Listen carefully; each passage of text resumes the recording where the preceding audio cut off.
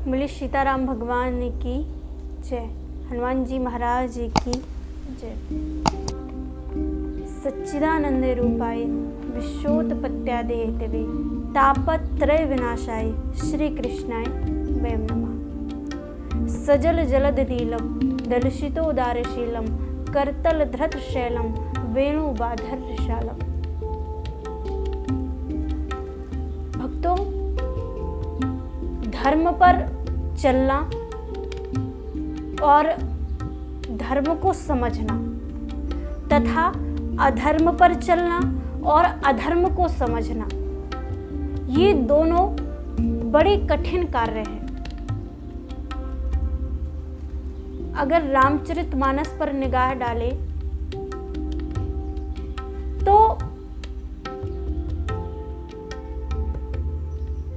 रावण से कहा गया कि भाई तुम इतने शक्तिशाली हो, इतने बड़े योद्धा हो, इतना सारा बल पाकर, इतनी सारी ऐश्वर्य और संपत्ति पाकर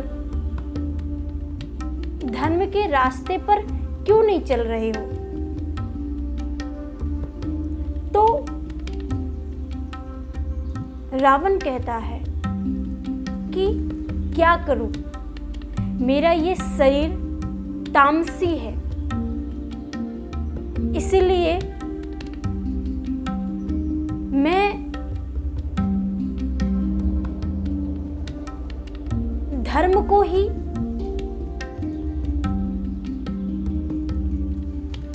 धर्म पर चल ही नहीं पा रहा, या कहा जाए कि मैं अधर्म को ही धर्म मान करके चल रहा हूं। अगर हम महाभारत पर चर्चा करें तो दुर्योधन से भी पूछा गया, तो दुर्योधन ने कहा कि दुर्योधन का भी यही जवाब था जो रावण ने कहा कि मैं भी क्या करूं, मेरी ये बुद्धि, मेरा ये शरीर, मुझे पता है कि धर्म क्या है, लेकिन धर्म पर चलने को मान ही नहीं रहा, तो इसमें मैं क्या करूं? अगर हम भीष्म पितामह की बात करें तो उनसे कहा कि भाई जब आपके कुलवधू को निर्वस्त्र किया जा रहा था सबके सामने, पूरी सभा के सामने, तो आपने उस समय कुछ क्यों नहीं किया? आप तो बहुत बड़े धर्मात्मा हैं, उस समय आपका धर्म कहाँ गया? और कुछ कहना तो छोड़िए, आप नीचे नजरें करके और शांत बैठे रहे। तो भीष्म पितामह ने कहा कि मैं क्या करूं? मैं हस्तिनापुर की गद्दी से बंधा हुआ था, और अगर हम गांधारी की बात करें तो गांधारी से भी कहा गया कि आप जो आंखों पर पट्टी बांधे हुए हैं, ये आखिर किस लिए ये पट्टी है, किस कार्य के लिए पट्टी है? तो गांधारी ने बड़ा सीधा सा जवाब दिया। गांधारी कहती है कि ये मेरे पति व्रता की पट्टी है, मेरे पति इस संसार को नहीं देख सकते, इसलिए मैं भी इस संसार को नहीं देखना चाहती। अच्छा, अगर आप इस संसार को नहीं देखना चाहती तो क्या जिस समय द्रौपदी के साथ दुर्व्यवहार हो रहा था, क्या आपको उस समाचार की भनक नहीं पड़ी?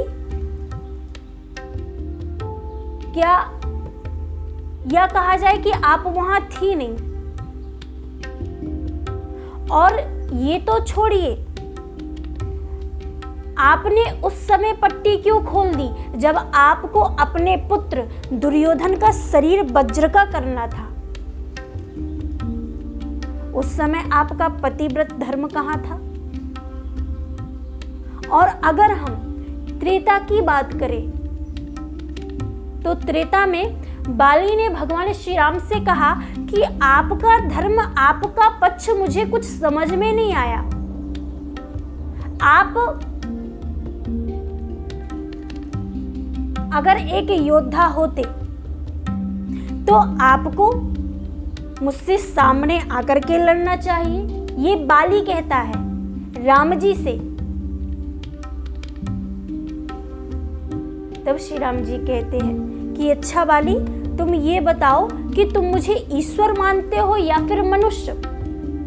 बाली संकट में पड़ गया। श्री राम जी कहते हैं कि जब तुम सुग्रीव से लड़ने के लिए चले थे तो तुमसे तारा ने क्या कहा था? यानी तुम्हें तारा ने कुछ समझाया था और तुमने तारा से कुछ कहा था, इसलिए मैं तो कोई भेद ही नहीं कर रहा।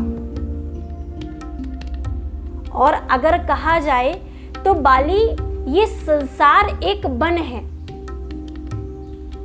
कर्म एक वृक्ष है और परमात्मा का बाण अदृश्य है। तब बाली सब कुछ समझ गया और परमात्मा की शरणागति प्राप्त कर ली। इस तरह से अब आप सोच रहे होंगे, आखिर मैंने जो ये सब चीजें बताई उसका अगर सारांश देखा जाए तो सारांश क्या हुआ? तो सारांश ये हुआ कि भक्तों, रावण अज्ञानी था, अधर्मी था, उसके पास ज्ञान तो था, बल तो था, लेकिन उस चीज का वो गलत उपयोग कर रहा था। तपस्वी तो था। कहते हैं जब रावण चलता था तो धरती डगमग होती थी, लेकिन ऐसी शक्ति का क्या फायदा, ऐसी तपस्या का क्या फायदा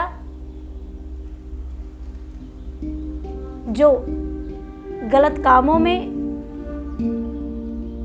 किया जाए, जिसके कारण उसका सर्वनाश हो गया। और अगर दुर्योधन की बात करें तो दुर्योधन को तो केवल एक ही था कि उसे राज्य चाहिए किसी भी तरीके से।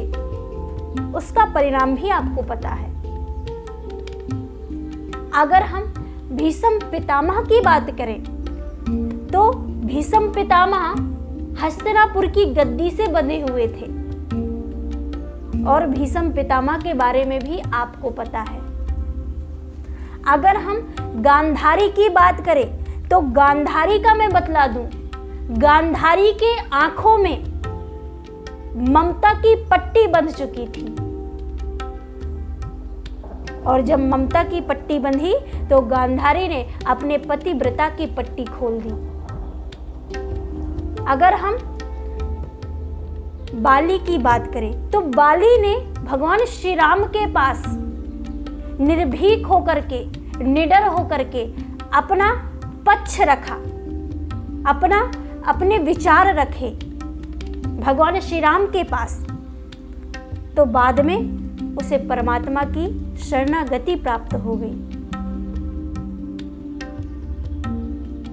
अब भक्तों, शुरुआत से ही कहा गया जैसा अधर्म पर चलना और अधर्म को समझना बड़ा कठिन कार्य है। अब आइए चलते हैं कि धर्म क्या है। तो धर्म की सीधी सीधी परिभाषा है कि जिस कार्य से जीव का अभ्युदय हो वो धर्म है और जिस कार्य से जीव की अधोगति हो वो अधर्म है। अब धर्म कराता क्या है? तो धर्म सबसे पहले हमें परोपकार करना सिखाता है। धर्म पृथ्वी में अमन और चैन कायम करता है। धर्म हमें सच्चाई के रास्ते पर चलने के लिए मजबूर कर देता है। धर्म हमारे मन आत्मा को टटोर करके रख देता है कि आपको धर्म के रास्ते पर ही चलना है। धर्म हमें परमात्मा के चिंतन करने के लिए मजबूर कर देता है। धर्म हमें समाज में रहने के तौर तरीके सिखाता है। धर्म हमें गुरुजनों, माता पिता और दीन दुखियों की सहायता और सेवा करना सिखाता है। धर्म हमारे शरीर में संयम को प्रकट करता है। धर्म हमें सत्य और असत्य का परिचय बताता है। धर्म हमें वस्तुओं और समय की किस तरीके से उपयोग करना है, किस तरीके से वस्तुओं को